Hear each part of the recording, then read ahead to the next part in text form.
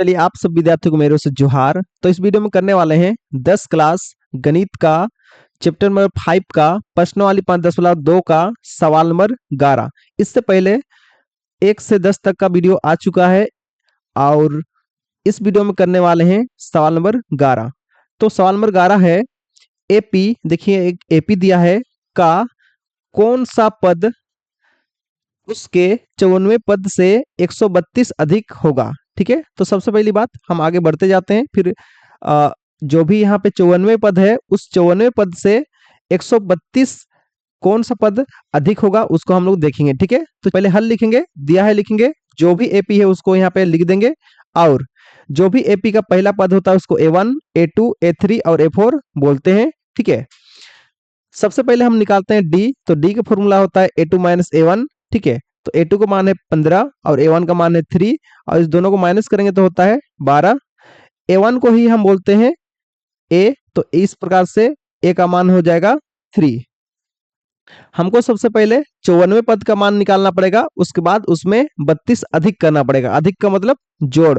ठीक है, तो पहले 54वें पद निकालते हैं, इसलिए लिखा हुआ है A54 के आगे क्वेश्चन मार्क। ठीक है, चलिए तो फिर देखिए तो के बाद लिखते हैं फिर 54वें पद जो भी रहेगा उसमें प्लस कितना करना है 32, तब जाके इस एपी का कौन सा पद निकलेगा, अंतिम पद निकलेगा। अंतिम पद को किसे दिखाते हैं, एन से। सवाल में यही बोला है कि 54वें पद जो भी होगा उसमें अगर हम अधिक करेंगे, अधिक का मतलब जोड़ करेंगे, कितना जोड़ करेंगे 132, तो हम लोग का इस एपी का अंतिम पद निकलेगा। ठीक है, तो इसलिए बराबर में क्या लिख दिए हैं, एन। एन का मतलब होता है अंतिम पद। ठीक है, चलिए A54 को हम क्या लिखते हैं, A प्लस 54 है तो क्या लिखेंगे 53D। ठीक है, आप जानते होंगे कि जैसे कि A10 को हम कैसे लिख सकते हैं, A प्लस 10 है तो क्या लिखेंगे 9D। ठीक है, उसी प्रकार से इसको भी हम लिखे हैं, जो A54 पद को हम क्या लिखें, A प्लस 53D, प्लस है तो प्लस, 32 है तो 32, बराबर है तो बराबर, और उसके बाद एन का फॉर्मूला जो भी होता है उसको यहाँ पे लिखे हुए हैं। क्या होता है A प्लस n-1 बाहर में D।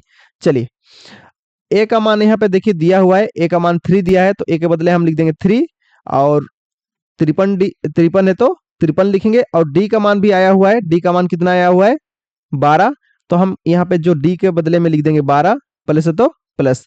देखिए ये आपका 53 और D के बीच कुछ नहीं था, मतलब गुना था इसके बीच में, तो इसके लिए हम आपका D का मान को 12 को जो है ना ब्रैकेट के अंदर रखे हैं, प्लस है तो प्लस, 132 है तो 132, बराबर है तो बराबर। ठीक है, यहाँ पे A का मान है आपका 3, प्लस है तो प्लस, N का मान नहीं पता, -1 है तो -1, D का मान है 12। ठीक है, चलिए यहाँ पे ध्यान दीजिएगा,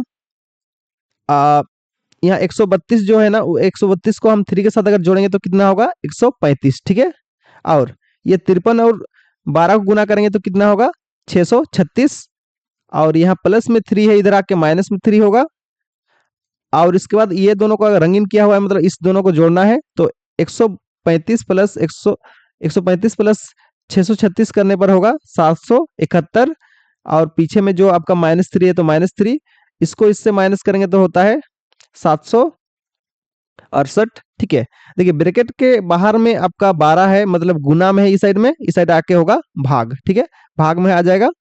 अगर हम 12 का पहाड़ा से अगर काटते हैं इसको तो आपका 54 बार में आएगा। ठीक है, 12 का पहाड़ा में अगर भाग करेंगे तो इसको 54 बार में आएगा।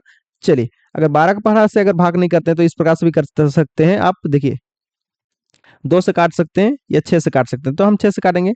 6 दूने 12, 6 कम 6, कितना बचा 1, जो इसका आगे लग के बन गया 16, और 6 6 दूने 12, 6 दूने 12, तो इसमें 4 बचा, 16 में 12 घटाएंगे तो 4 बचा, जो भी 4 बचा है इस 8 के आगे लग के बन गया 48, और 6 के पहाड़ा में 48, 6 के पहाड़ा में 48, 6 पचे 30, 6 छक 36, 6 सते 42, 6 सते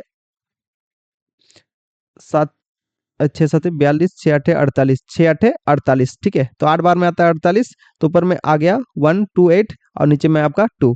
फिर से काटेंगे, 2 एकम 2, 2 का पहाड़ा में 2 छक 12, फिर 2 का पहाड़ा में 4 बार में, तो इस तरह से आप काटिएगा तो 54 आएगा।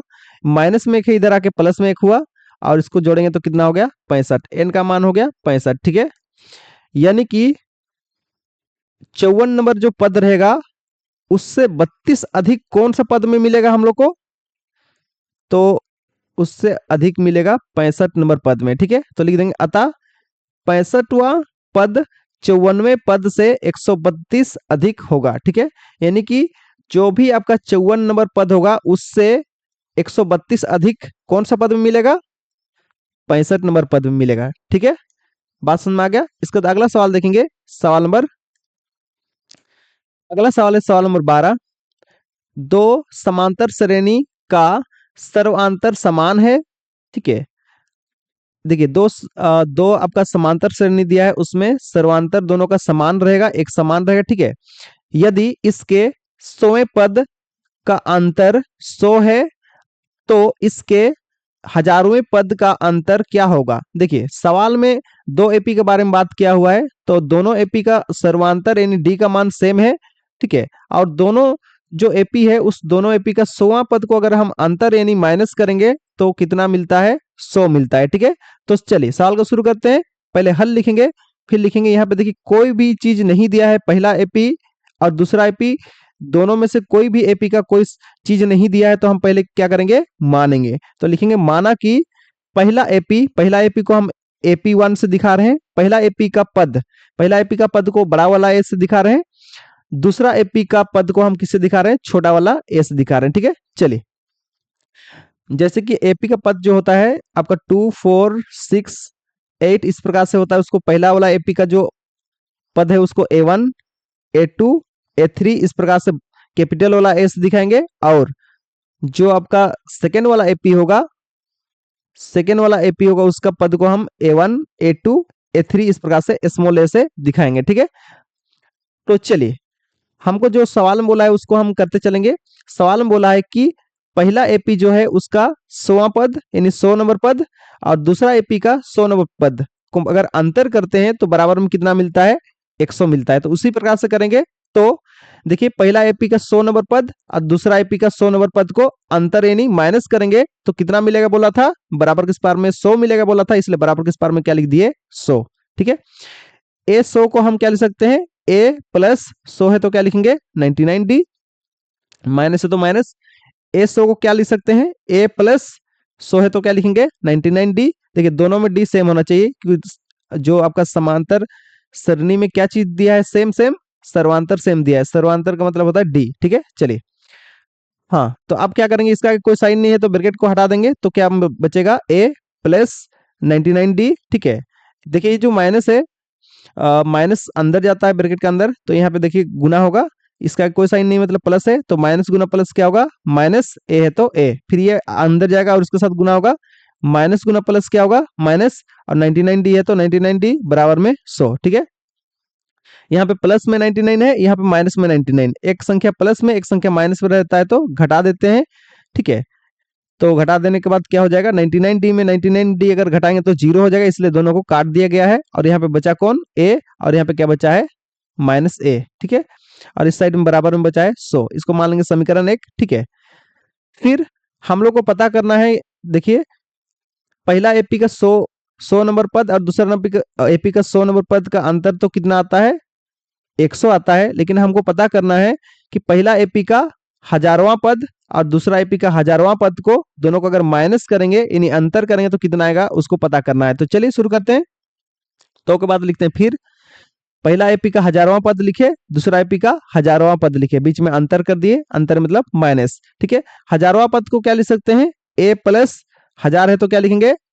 999D, माइनस है तो माइनस, इसको भी हम क्या लिख सकते हैं? ए प्लस 999D। ठीक है, चलिए इसका एक कोई साइन नहीं है तो ब्रैकेट हटा देंगे तो क्या बचेगा? ए प्लस यहाँ पे देखिए 999D, देखिए ब्रैकेट के अंदर जाएगा माइनस साइन तो माइनस गुना प्लस क्या होगा? माइनस, फिर ए है तो ए, फिर ये अंदर जाएगा तो माइनस प्लस क्या होगा? माइनस, और जो भी है पीछे में सेम टू सेम, प्लस में 999D है, माइनस में 999D है, दोनों घटाएंगे तो क्या होगा? जीरो हो जाएगा, इसलिए दोनों कटा हुआ है और बचा क्या है यहाँ पे? ए, और यहाँ पे देखिए क्या बचा है? माइनस ए। ठीक है, देखिए ए माइनस ए का मान कितना पहले से निकला हुआ है समीकरण में? एक में 100 निकला हुआ है। ठीक है, ए माइनस ए करते हैं तो बराबर में कितना निकला हुआ है? 100। तो हम क्या लिख देंगे? ए माइनस ए के बराबर में आपका 100 है, तो इसके बदले हम क्या लिख देंगे 100। ठीक है, इसका मतलब क्या पता चला कि पहला एपी का हजारवां पद और दूसरा एपी का हजारवां पद को अगर माइनस करते हैं, अंतर करते हैं, तो उसका अंतर कितना मिलेगा, उसका अंतर भी 100 ही मिलेगा। ठीक है, लिख देंगे अतः पहला और दूसरा एपी का हजारों पदों का अंतर भी 100 होगा। ठीक है, यानी कि पहला एपी और दूसरा एपी का 1000 नंबर पद का भी अंतर 100 ही मिलेगा। ठीक है, चैप्टर का अगला सवाल को लेते हैं, सवाल नंबर 13। तो सवाल नंबर 13 है, 3 अंकों वाली कितनी संख्या 7 से विभाज्य है। ठीक है, तो विभाज्य का मतलब होता है भाग जाने वाला। ठीक है, तो 3 अंक वाला संख्या का बात करें तो कौन सा संख्या होगा। देखिए, 3 अंक वाला संख्या शुरू होता है 100 से, उससे पहले तो 2 अंक वाला संख्या रहता है। ठीक है, और 3 अंक वाला संख्या इस प्रकार से चलते चलते 100 से आगे चलते चलते पहुंचता है आपका 999 तक। उसके आगे बढ़ेंगे तो 4 अंक वाला संख्या मिलना शुरू होता है। ठीक है, तो हमको 100 से आगे और 999 के बीच में जितना भी 3 अंक वाला संख्या है, 3 अंक वाला संख्या जो भी है 100 से आगे और 999 से पीछे तरफ। ठीक है, यही इसी दोनों संख्या के बीच में जितना भी संख्या आता है वही 3 अंक वाला संख्या होता है। तो 3 अंक वाला जो भी संख्या होगा, कौन कौन सा संख्या 7 से भाग जाएगा उसको हमको पता करना है। तो अगर भाग देते जाएंगे 100 भाग नहीं जाएगा, 101 भाग नहीं जाएगा, 102 भी भाग नहीं जाएगा, 103 भी भाग नहीं जाएगा, 104 भी भाग नहीं जाएगा, 105। देखिए 105 जो है ना 7 से भाग जाता है, इसलिए जो एपी बनेगा उस एपी में वैसे संख्या को रखना है जो 3 अंक वाला होगा और 7 से भाग जाने वाला होगा। ठीक है, तो वैसे कौन सा संख्या है 3 अंक वाला, 105 भाग जाता है। आगे बढ़ते जाएंगे तो आपको मिलेगा अगला 112 भाग जाता है 7 से, और उसके बाद आगे बढ़ते जाएंगे तो मिलेगा 119 भाग जाता है आपका 7 से। ठीक है, इसके बीच में कोई भी संख्या जो है ना 7 से भाग नहीं जाता है। ठीक है, तो इस प्रकार से 3 अंक वाला 100 से आगे अगर बढ़ते जाएंगे तो पहला संख्या मिलेगा 105, दूसरा संख्या मिलेगा 112, तीसरा संख्या मिलेगा 119। ठीक है, और 999 की ओर से देखते जाएंगे तो फिर 999 7 से भाग नहीं जाएगा। उससे पहले जो है ना जो भी संख्या आता है कोई भी भाग नहीं जाएगा। उसके बाद इस प्रकार से पीछे अगर आते जाएंगे तो सबसे पहला जो पीछे तरफ से अगर हम इधर बढ़ते जाएंगे तो सबसे पहला जो संख्या मिलेगा 994, जो कि 7 से भाग जाएगा, इसलिए इसको हम यहाँ पे लिखे हैं। ठीक है, देखिए अंतिम 3 अंक वाला जो है ना अंतिम जो संख्या 7 से भाग जाता है वो संख्या है 994, इसलिए 994 को अंतिम पद माने हैं। ठीक है, बात समझ में आ गया। तो इस प्रकार से आपका 3 अंक वाला 7 से भाग जाने वाला एक एपी बन गया। इसके बाद हम आगे जानेंगे कि ऐसा कितना संख्या होगा जो 7 से भाग जाएगा, जो 3 अंक वाला रहेगा। ठीक है, यानी कि एन का मान पता करना है, पदों का संख्या पता करना है, ऐसे कितने पद होंगे जो 7 से भाग जाएंगे, वो भी 3 अंक वाला। ठीक है, तो मतलब एन का मान पता करना है। समझ में आया? लिखेंगे जो भी एपी है उसमें सबसे पहले हम निकालते हैं डी। तो डी का फॉर्मूला होता है A2 माइनस A1। A2 का मान है 112, A1 का मान है 105, घटाएंगे तो मिलता है 7। ठीक है, A1 को ही A बोलते हैं तो उसका मान है आपका 105, और अंतिम पद यानी अंतिम जो 3 अंक वाला संख्या जो 7 से भाग जाने वाला है वो मिलता है 994। ठीक है, और यहाँ पे पता करना है हम लोग को कितना पद ऐसे मिलेगा जो कि 7 से भाग जाएगा, यानी कितना संख्या जो है ना 7 से भाग जाएगा। इसलिए एन का मान पता नहीं है, तो इसलिए एन का आगे क्वेश्चन मार्क। ठीक है, लिखेंगे एन बराबर ए प्लस एन माइनस वन, बाहर में डी, यही फॉर्मूला का इस्तेमाल करना है। अंतिम पद का मान हम लोग को मालूम चला है, जो कि अंतिम 3 अंक वाला संख्या जो 7 से भाग जाने वाला है 994, उसको हम यहाँ पे देखिए अंतिम पद के जगह पे उसका मान लिखेंगे। बराबर तो बराबर, ए का मान है 10, सॉरी 110, सॉरी 105, प्लस है तो प्लस, एन का मान नहीं पता, माइनस वन है तो माइनस वन, डी का मान है 7। प्लस में 105 इधर आके माइनस में 105 होगा, इसको इससे घटाएंगे तो बचेगा 889। ठीक है, और यहाँ पे देखिए ब्रैकेट के बाहर में जो है वो गुना में रहता है, इस साइड में आके क्या हो जाएगा भाग में आ जाएगा। ठीक है, भाग यानी बट्टा में आ जाएगा। ठीक है, बचा क्या इस साइड में n-1। अगर इसको इससे भाग करेंगे तो आएगा 127 आएगा, माइनस में एक है इधर आके होगा प्लस में एक, इसको दोनों को जोड़ेंगे तो होता है 128। यानी कि 7 से भाग जाने वाला 3 अंक वाला संख्या टोटल कितना मिलेगा? 128 मिलेगा। ठीक है, बात समझ में आ गया? इस प्रकार से बिना गिने एपी का यूज करके हम 3 अंक वाला संख्या पता कर लिए, जो कि 7 से भाग जाने वाला है। कितना संख्या भाग जाएगा? 128 संख्या जो है ना आपका 7 से भाग जाएगा, जो कि 3 अंक वाला होने वाला है। ठीक है, चलिए सवाल नंबर 14 भी सेम है। 10 और 250 के बीच में 4 के गुणज, 4 के कितने गुणज हैं? ठीक है, तो अभी हम लोग को पता करना है कि 10 और 250 के बीच में 4 के कितने गुणज है। गुणज बोलने से भी भाग करके देखना है। ठीक है, चलिए तो सबसे पहली बात, 10 10 तो भाग नहीं जाता है 4 से। ठीक है, गुणज भी अगर बोलता है तो आपको भाग करके ही देखना है। किसका गुणज पता करना है? 4 का। तो चलिए 4 से भाग करेंगे तो 10 भाग नहीं जाता है, 11 भी भाग नहीं जाता है, लेकिन 12 भाग जाता है। ठीक है, तो वैसे संख्या को शामिल करना है एपी में, जो कि 4 से भाग जाने वाला होगा और किसके बीच में होगा? 10 और 250 के बीच में होगा। ठीक है, वैसे संख्या को एपी में शामिल शामिल करना है। तो सबसे पहला जो संख्या है 4 से भाग जाने वाला 10 और 250 के बीच में, वो 12 है। उसके आगे मिलेगा हम लोग को 16, उसके आगे में मिलेगा 20, उसके आगे में मिलेगा 24। ठीक है, इसके बीच में कोई भी संख्या ऐसे नहीं है जो कि 4 से भाग जाएगा। ठीक है, और अंतिम तरफ से अगर चेक करेंगे तो 250 को अगर 4 से भाग करके देखेंगे तो 4 से भाग नहीं जाता है, 249 भी भाग नहीं जाता है, 248 ये संख्या जो है ना 4 से भाग जाता है। तो पीछे तरफ से अगर चेक करते आएंगे तो पहला जो संख्या मिलेगा 4 से भाग जाने वाला मिलेगा कौन? 248। इसलिए 248 जो है ना 10 और 250 के बीच का अंतिम पद, जो कि 4 से भाग जाने वाला है, इसलिए इसको अंतिम पद मान लिए। ठीक है, अंतिम संख्या जो है ना 10 और 250 के बीच में अंतिम संख्या 248 है। ठीक है, इसलिए हम इसको अंतिम पद मान लेंगे। इसके आगे 248 के आगे 249 और 250 ये दोनों वो संख्या भाग जाने वाला नहीं है 4 से। ठीक है, तो अंतिम पद में कौन मिलेगा हम लोग को? 248। चलिए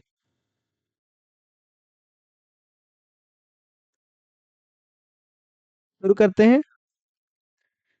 हल लिखेंगे, दिया है लिखेंगे, जो भी एपी यहाँ पे बना है उसको हम यहाँ पे लिख देंगे। ठीक है, एपी के पहला पद को A1 A2 A3 A4 इस प्रकार से मानेंगे। ठीक है, और इस प्रकार से चलते जाएंगे तो अंतिम पद जो मिलता है 10 और 250 के बीच में कौन सा मिलता है? 248 मिलता है, जो कि 4 से गुण मतलब 4 से भाग जाने वाला गुणज होगा। ठीक है, चलिए सबसे पहले हम निकालते हैं डी। डी का फॉर्मूला क्या होता है? A2 minus A1। A2 का मान है आपका 16, A1 का मान है 12, इसको इससे घटाएंगे तो बचेगा 4। ठीक है, A1 को ही A बोलते हैं, A1 का मान कितना है? 12। ठीक है, तो A का मान भी हो जाएगा 12। अंतिम पद का मान कितना पता चला है? अंतिम पद का मान पता चला है 248, तो इसलिए AN का बदली में लिख देंगे 248। ठीक है, AN का मतलब अंतिम पद। यहाँ पे भी पदों का संख्या पता करना है, यानी कि N का मान पता करना है कि कितना संख्या ऐसे होगा 10 और 250 के बीच में, जो कि 4 से भाग जाएगा। ठीक है, यानी गुणज में आएगा। ठीक है, चलिए तो N का मान ही पता करना है, इसलिए क्वेश्चन मार्क, और इसी फॉर्मूला का हम इस्तेमाल करेंगे। तो सूत्र AN बराबर होता है A प्लस N माइनस 1 बाहर में D।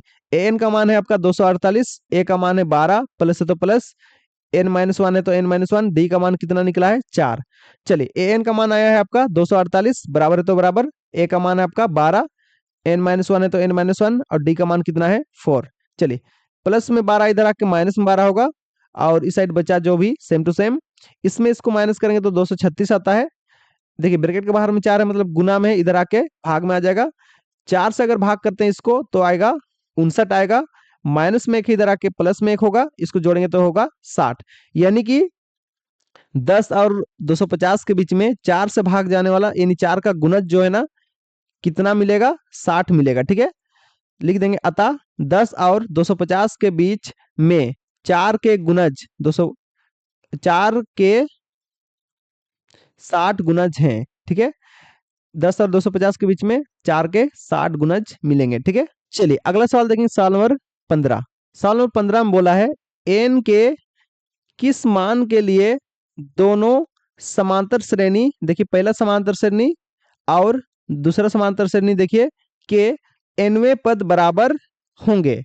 पूछ रहा है कि ये पहला एपी और दूसरा एपी जो दिया है उसका कौन सा ऐसे पद होगा जो पहला एपी और दूसरा एपी का बराबर होगा। ठीक है, यानी पहला एपी का कौन सा पद और दूसरा एपी का कौन सा पद ऐसे पद होगा जो कि दोनों सेम सेम होगा, उसको पता करना है। ठीक है, तो चलिए कैसे करेंगे देखते हैं।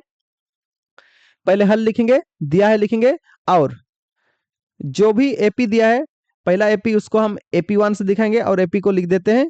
ठीक है, और जो भी एपी सेकेंड वाला दिया है उसको हम बाद में लेके चलेंगे। ठीक है, तो पहला एपी को हम कर लेते हैं। तो लिखेंगे, सबसे पहले हम डी निकालते हैं। डी बराबर क्या होता है, A2 माइनस A1। A2 का मान है आपका 65, A1 का मान है 63, बीच में माइनस है तो माइनस, इसको माइनस करेंगे, इससे तो निकलता है 2। A1 को ही हम A बोलते हैं, तो A1 का मान कितना है, A1 का मान आपका 63 है। यहाँ पे देखिए एन का मान पता करना है, इसलिए एन का आगे क्वेश्चन मार्क। चलिए, सूत्र पता होगा, एन बराबर होता है A प्लस N-1, बाहर में डी। एन का मान नहीं मालूम, ए का मान है आपका 63, प्लस है तो प्लस, N-1 है तो N-1, डी का मान है आपका 2। इसको मान लेंगे समीकरण 1। इसके बाद हम दूसरा वाला एपी को लेंगे। ठीक है, दूसरा वाला एपी को हम दिखाएंगे AP2 से। ठीक है, जो भी एपी है उसको यहाँ पे लिख दिए और उसका पहला पद को A1, A2, A3 से दिखाएंगे। ठीक है, चलिए सबसे पहले निकालते हैं डी। तो डी का फॉर्मूला क्या होता है, A2 माइनस A1। A2 का मान है आपका 10 और उसका A1 का मान है आपका 3, माइनस करेंगे कितना मिलेगा, 7। चलिए, A1 को ही हम A बोलते हैं, तो A1 का मान आपका 3 है, तो A का मान भी हो जाएगा 3। फिर से फॉर्मूला में इसको भी मतलब रख के देखेंगे। an बराबर होता है A प्लस N-1, बाहर में डी। an का मान नहीं मालूम 3, A का मान आपका कितना है 3, प्लस है तो प्लस, N-1 है तो N-1, और डी का मान कितना है 7। इसको मान लेंगे समीकरण 2। अब देखिए ध्यान दीजिएगा, समीकरण 1 और समीकरण 2 को देखिए अच्छी तरह से। जब भी कोई दो समीकरण में अगर बराबर के इस पार में, ठीक है, मतलब बराबर के एक साइड में अगर दोनों समीकरण अगर सेम सेम रहता है तो बराबर के इस तरफ और इस तरफ भी दोनों आपस में सेम सेम होगा। ठीक है, यानी कि दो समीकरण में अगर बराबर के एक तरफ में अगर सेम सेम संख्या मिलता है, यानी बराबर के एक साइड में अगर समान रहता है तो दूसरा साइड में भी दोनों समीकरण का बराबर ही होगा। ठीक है, देखिए इस समीकरण 1 में an है और समीकरण 2 में भी an है, मतलब दोनों समीकरण का एक साइड बराबर है तो उसका दूसरा साइड भी आपका दोनों समीकरण में बराबर होगा। इसलिए ये वाला जो भाग है ये वाला भाग के साथ क्या हो जाएगा, बराबर। ठीक है, यानी दो समीकरण में एक साइड अगर बराबर होता है तो उसका दूसरा साइड भी आपस में बराबर होता है। तो लिखेंगे, तो के बाद क्या लिखेंगे फिर, इसलिए हम क्या करेंगे, पहला समीकरण का ये वाला भाग और दूसरा समीकरण का ये वाला भाग दोनों आपस में बराबर हो जाएगा, इसलिए दोनों को बराबर दिखा देंगे। ठीक है, चलिए अब हम क्या करते हैं, जो भी यहाँ पे देखिए 63 है तो 63, प्लस है तो प्लस, ये ब्रैकेट के बाहर में जो भी उसको अंदर गुना करेंगे तो 2 एकम 2 हो गया, माइनस तो माइनस, 2 को n के साथ गुना करेंगे तो 2n हो जाएगा, बराबर है तो बराबर, 3 है तो 3, प्लस है तो प्लस, ये जो आपका 7 अंदर जाएगा तो 7 एकम 7, माइनस है तो माइनस, 7 गुना n करेंगे तो 7n हो जाएगा। और अब आगे देखिए ध्यान दीजिएगा, ये आपका 63 है और आपका माइनस में यहाँ पे 2 है, ये दोनों को माइनस करेंगे तो 63 में 2 अगर माइनस करते हैं तो कितना आता है, 61 आएगा। ठीक है, और यहाँ पे बचा, यहाँ पे आपका जो भी बचा हुआ है उसको इस साइड लेके आएंगे तो प्लस में 2n था, इस साइड आके माइनस में 2n। ठीक है, और जितना भी यहाँ पे संख्या है उसको इस साइड लेके आएंगे। ठीक है, यानी कि n वाला पद को इस साइड लेके आएंगे और यहाँ पे जो भी संख्या है उसको इस साइड लेके आएंगे। ठीक है, चलिए तो इसको इससे माइनस करने के बाद बचा था 61। ठीक है, और यहाँ पे प्लस में 2n था, इधर आके माइनस में 2n हुआ, प्लस में 3 है, इधर आके माइनस में 3, माइनस में 7 है, इधर आके प्लस में 7 हो जाएगा। ठीक है, और इस साइड में जो है ना पहले से प्लस में 7n था तो यही वाला 7n यहाँ पे दिख रहा है। चलिए सबसे पहले एक माइनस में एक प्लस में तो घटाना पड़ेगा, तो 7 में 3 घटाएंगे तो बचता है 4, बड़ा वाला संख्या आगे प्लस साइन है इसलिए आंसर के आगे जो 4 निकला आंसर के आगे उसके आगे लग जाएगा प्लस, आगे में 61 है तो 61। 7n में अगर 2n घटाएंगे तो बचता है 5n, इसको इससे जोड़ेंगे तो मिलता है 65। ठीक है, n और एन और 5 के बीच में कुछ नहीं, मतलब गुना है, तो इधर आके 5 हो जाएगा भाग में। इसको इससे काटते हैं तो मिल जाएगा आपका 13। तो इस प्रकार से एन का मान मिला 13 यानी 13।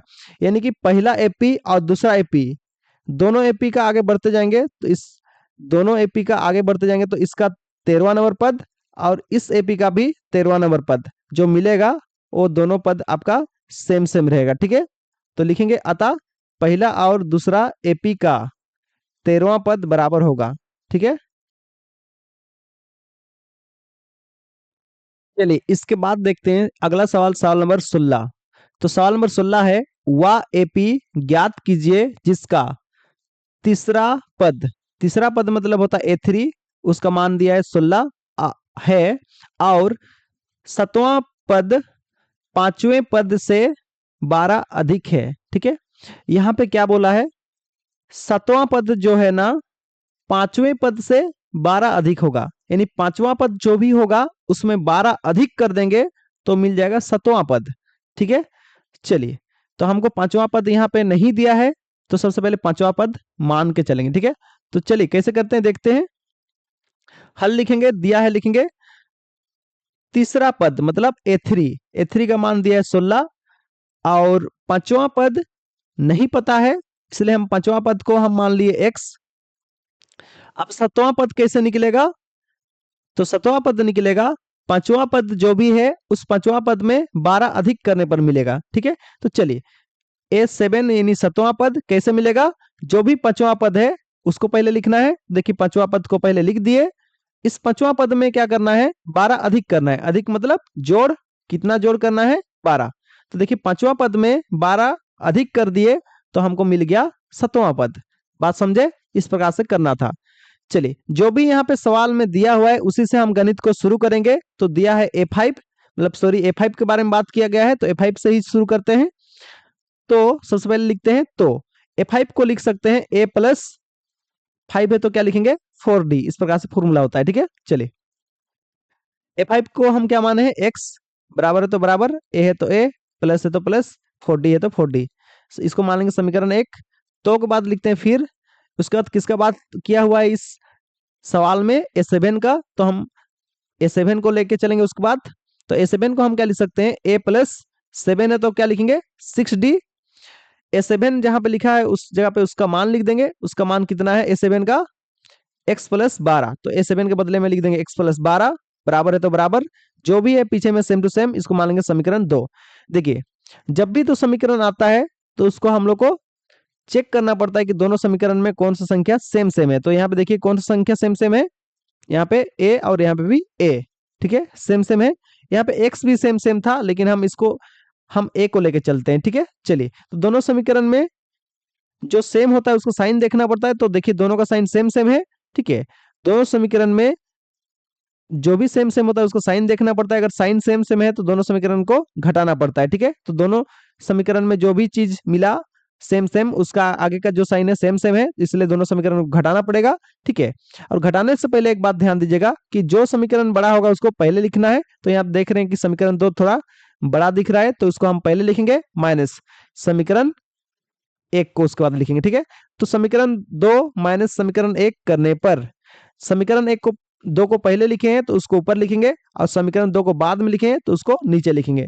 जब दो समीकरण को माइनस करते हैं तो साइन बदलना पड़ता है, यानी नीचे वाला साइन जो भी संख्या होता है उसको साइन बदलना पड़ता है। यहाँ पे प्लस कुछ नहीं, मतलब प्लस था तो आपने से लिख देंगे माइनस, यहाँ पे आपका प्लस है तो आपने से लिख देंगे माइनस, यहाँ पे प्लस है तो आपने से लिख देंगे माइनस। अगर माइनस रहता तो आपने से इस जगह पे लिख देते प्लस। ठीक है, इस प्रकार से साइन बदल जाता है जब दो समीकरण को हम घटाते हैं तब। ऊपर वाला x प्लस में, नीचे वाला x माइनस में है तो घटाना पड़ेगा। एक संख्या माइनस एक संख्या प्लस में रहेगा तो घटाना पड़ता है। x में x घटाएंगे तो हो जाएगा 0, इसलिए दोनों को काट दिए हैं। बाकी बाद ऊपर से उतरा 12, बराबर है तो बराबर, ऊपर में प्लस में a है, नीचे में माइनस में a है। एक संख्या प्लस में एक संख्या माइनस में तो घटाना पड़ेगा, तो a में a घटाएंगे तो होगा 0, इसलिए दोनों को काट दिया गया है। ऊपर में प्लस में 6d है, नीचे में माइनस में 4d है। एक संख्या प्लस एक संख्या माइनस में रहेगा तो घटाना पड़ता है। तो 6d में अगर 4d घटाएंगे तो बचेगा 2d। ठीक है, जो भी यहाँ पे आया है उसको यहाँ पे फिर से लिख देंगे। एक लाइन में दो बराबर का साइन नहीं होता, इसलिए आगे तरफ तीर का साइन लगा हुआ है। चलिए, एरो का साइन लगा हुआ है। चलिए, 2 और डी के बीच कुछ नहीं, मतलब गुना है, इधर आके हो जाएगा 2, भाग में काटेंगे तो बच जाएगा 6। तो इस प्रकार से डी का मान निकल के आएगा 6। ठीक है, अब इस साइड में जो डी है उसको इस साइड लिख सकते हैं, और इस साइड में जो भी 6 आया उसको इस साइड में ही लिख सकते हैं ऐसे। ठीक है, दोनों बराबर बात है। चलिए, इसके बाद आगे कौन सा संख्या दिया है, A3 दिया है। तो के बाद फिर लिखते हैं, फिर के बाद और। ठीक है, तो A3 को हम क्या लिखेंगे, A3 को बराबर में क्या लिख सकते हैं, A3 के बराबर में A+3 है तो क्या लिखेंगे 2D। और इसका बराबर में इस साइड में दिया है 16। देखिए A3 का मान पहले से कितना दिया है 16, तो इसके बराबर में लिख सकते हैं 16। ठीक है, A3 को हम A+2D लिख सकते हैं। चलिए, ए का मान नहीं पता है तो ए लिख देंगे, उसके बराबर में कुछ नहीं है, प्लस है तो प्लस, टू है तो टू। डी का मान पता चल गया, डी के बदले में कितना लिख देंगे 6, यानी डी का मान 6 आया है तो उसके बदले हम लिख दिए 6। चलिए, 6 दूनी कितना हो जाएगा 12, प्लस में 12 होगा इस साइड में, इस साइड में आके क्या हो जाएगा माइनस में 12। ठीक है, ठीक है, और 16 में 12 घटाएंगे तो बचेगा 4। तो इस प्रकार से ए का मान निकल के आया 4। ठीक है, तो हमको क्या करना है, वा एपी ज्ञात कीजिए, यानी कि एक एपी निकालना है। ठीक है, इसमें तो जो भी ए होता है उसको A1 बोलते हैं, तो A1 का मान कितना निकल के आया 4। ठीक है, फिर A2 का मान निकालेंगे। ठीक है, तो के बाद फिर लिखते हैं, फिर के बाद और लिखते हैं, और के बाद फिर से लिख देंगे तो। ठीक है, चलिए, A1 जो है ना आपका पता चल गया, ए को ही A1 बोलते हैं, तो उसका मान कितना निकला है 4। फिर उसके बाद निकालेंगे A2 का कैसे होता है फॉर्मूला, A2 का फॉर्मूला होता है A+D। तो ए का मान आपका 4 है, डी का मान आपका 6 है, दोनों को जोड़ेंगे तो कितना होगा 10। फिर A3 निकालेंगे, A3 का फॉर्मूला क्या होता है A+3 है तो क्या लिखेंगे 2D। ठीक है, ए का मान कितना है 4, टू है तो 2, और डी का मान कितना है 6। ठीक है, तो 3 दूने कितना, सॉरी 2 छक कितना होगा 12, आगे में प्लस है तो प्लस, 4 है तो 4, दोनों को जोड़ेंगे तो कितना होगा 16। फिर A4 निकालेंगे, A4 का फॉर्मूला क्या होगा 4 है तो A+4 है तो क्या लिखेंगे 3D। ए का मान कितना है 4, 3 है तो 3, डी का मान कितना है 6। गुना करेंगे, 6 तिया कितना होता है 18, प्लस है तो प्लस, 4 है तो 4, दोनों को जोड़ेंगे तो 22। तो इस प्रकार से हमको एपी एक बनाना था, तो इसमें छोटा सा एक एपी हम बना दिए। लिखेंगे अतः एपी बराबर, पहला पद जो है ना A1 4 है, दूसरा पद 10 है, तीसरा पद 16 है, चौथा पद 22 है। तो 4 10 16 22 डॉट डॉट डॉट, मतलब इसके आगे और भी बहुत सारा पद मिलेगा। ठीक है, इसके बाद अगला सवाल देखेंगे। चलिए, अगला सवाल देखेंगे, सवाल नंबर 17। एपी, देखिए एक एपी दिया है, में अंतिम पद से 20वां पद ज्ञात कीजिए। ठीक है, हमको क्या बोला है, इस एपी का अंतिम पद से पीछे आना है। कितना पीछे आना है 20 पद पीछे आना है। ठीक है, यहाँ पे आगे में कौन सा पद दिख रहा है, 1 2 3, 3 पद दिख रहा है, तो आगे में 3 पद दिख रहा है, लेकिन हमको आना कहां से है, पीछे से। इस प्रकार से 1 2 3 4 5 करके इस प्रकार से 16 17 18 19 20, यानी पीछे से 20 पद पीछे से 20 पद आगे बढ़ना है। ठीक है, और उसके बाद पीछे से 20 पद आने के बाद जो भी पद मिलेगा उस पद को पता करना है। ठीक है, तो लिखेंगे पहले हल लिखेंगे, और जो भी एपी है उसको हम यहाँ पे लिख दिए। ठीक है, पहले डी निकालेंगे, डी का फॉर्मूला क्या होगा A2 माइनस A1। ठीक है, A2 माइनस A1, तो A2 का मान कितना है 8, A1 का मान कितना है 3, इसमें इसको घटाएंगे तो क्या होगा 5। ठीक है, तो इस प्रकार से इधर आगे बढ़ेंगे तो क्या होगा +5 +5, यानी देखिए 3 में अगर 5 जोड़ेंगे कितना मिलेगा 8, 8 में 3 जोड़ेंगे कितना मिलेगा 5, यानी आगे बढ़ेंगे तो क्या होगा प्लस में 5 मिलेगा।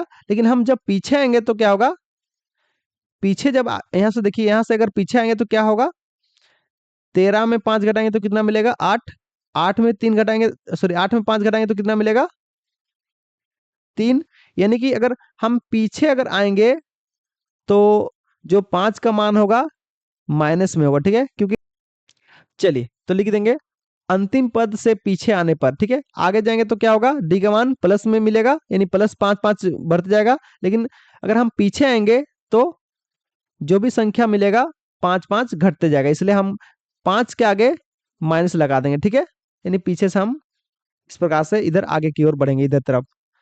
तो डी का मान क्या होगा, -5 हो जाएगा। ठीक है, जो भी एपी है उसका प्रथम पद कौन सा होगा, यानी पीछे से हम इधर आ रहे हैं, मतलब जो एपी का पहला पद कौन सा होगा, जो भी आपका अंतिम पद है वो पहला पद बन जाएगा, क्योंकि पीछे से हम करेंगे, इधर आगे की ओर आएंगे। ठीक है, तो एपी का जो प्रथम पद होगा 253 होगा। ठीक है, हमको कौन सा निकालना है पद, 20वां पद, पीछे से 20वां पद निकालना है, तो हम लिखेंगे ए 20 लिखेंगे। चलिए ए 20 लिखेंगे, 20वां पद निकालना है तो ए 20 को हम क्या लिख सकते हैं, A+20 है तो क्या लिखेंगे 19D। चलिए ए का मान कितना निकला है 253, प्लस है तो प्लस, 19 है तो 19। डी का मान कितना है -5। ठीक है, अगर पीछे आएंगे तो जो आपका डी का मान होगा 5 5 घटते आएगा। ठीक है, यहाँ पे आपको जैसे बताए थे। चलिए, ब्रैकेट के अंदर में जो भी साइन रहता है बाहर वाला साइन के साथ गुना हो जाता है। ठीक है, तो माइनस इस आगे वाला साइन के साथ गुना होगा तो क्या होगा, माइनस गुना प्लस माइनस, और 19 × 5 कितना होता है 95। इसको इससे माइनस करेंगे तो कितना आएगा 158। ठीक है, तो इस प्रकार से अगर हम पिछला पद से अगर इस प्रकार से पीछे आते जाएंगे 20 पद, तो कौन सा पद मिलेगा एपी में 158। चलिए, इस पार्ट का अगला सवाल है सवाल नंबर 18।